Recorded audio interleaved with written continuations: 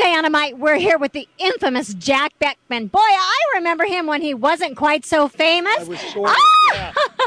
Jack, tell us a little bit what's going on out here at the Auto Club, Fontana Raceway. My goodness, it's ski today. Yeah, we're actually, January 20th, today's Sunday, had a doubleheader this weekend with SKIDA and a lot of the other associations, and we were fortunate. I won in the Blackbird on the Saturday race. We're getting ready for Elimination Sunday, so we're looking for a repeat.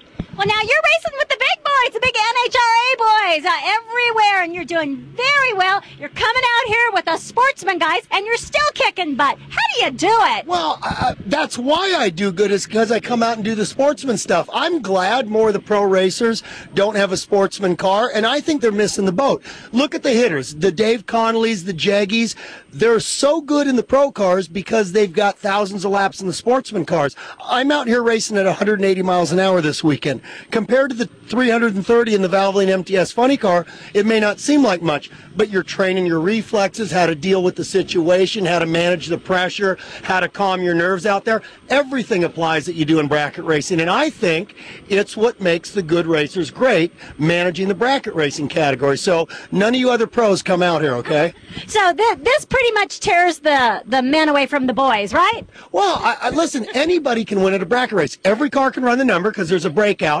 Every driver can cut a light because they're 3 amber. So the people that win, it's not who's got the most money or who's got the fastest car. It's the person who manages all the variables. And staying on top of that stuff, getting real detail-oriented, is always going to go over to making you a better pro driver, too. Well, one of the things I was always told when I first started racing was seat time. You got to have seat time. And, you know, there's a lot of opportunities in the off-season when, you know what, you're not out there racing with the big guys. You got to come out. You're getting your seat time here at the sportsman races, right? Well, and to be honest to goodness, I do it because I'm a competitive person and I want to win. But it's so much fun doing this. It's just my wife and I and our little kid. There's not a lot of pressure. There's not the big sponsorship commitments. You don't have to do the appearances. There's not 10 people that work for a paycheck depending on you to do your job well.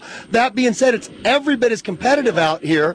And I know that when I hop back in the Funnycar next weekend at Phoenix, it's not going to be like I just got out of the thing. It's a 330-mile-an-hour beast.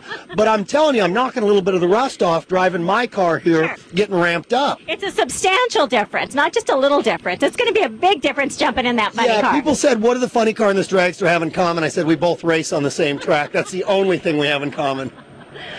Well, you know what? Do you have any sponsors that help you with the Blackbird? Is it just yourself or what? No, absolutely. Rocket Fuel, Mickey Thompson, Valvoline, Felpro. There's a lot of companies that it's not a money deal with this car, but the products that they give me means I don't have to spend the money, which means I can go race more races per year. So there's a lot of people that have helped out on that, and most of them have their decals on the side right now.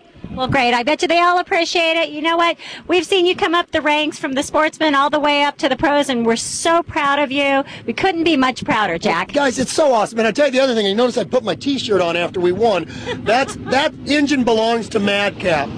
Madcap Racing Engines had enough faith in me to say, take our engine, try to do a good job, and hopefully you could sell engines for us. And like anything else, if you're going to buy a product, talk to the racers. Look at what they're doing. Look at what the successful people are doing. I've about worn out my Madcap engine. It's won a lot of races. I have a question for you. The Blackbird, it's a very unusual style per se. It looks like a cockpit of an airplane. Tell our viewers where you came up with this. Chicks dig canopies. Oh, my wife's watching and I was single at the time. Well, that's why you got a chick like her. Well, you know, I've always wanted to do something a little different. It always had the mono wing, and a guy lost his slick and crashed into it shortly after it was built. And when we were front half in the car, the chassis builder and I were looking at stuff, and I really wanted to do a cockpit originally, and it wasn't in the budget. And we decided to go with it, and it's a pain in the ass. I wouldn't put a cockpit on your car.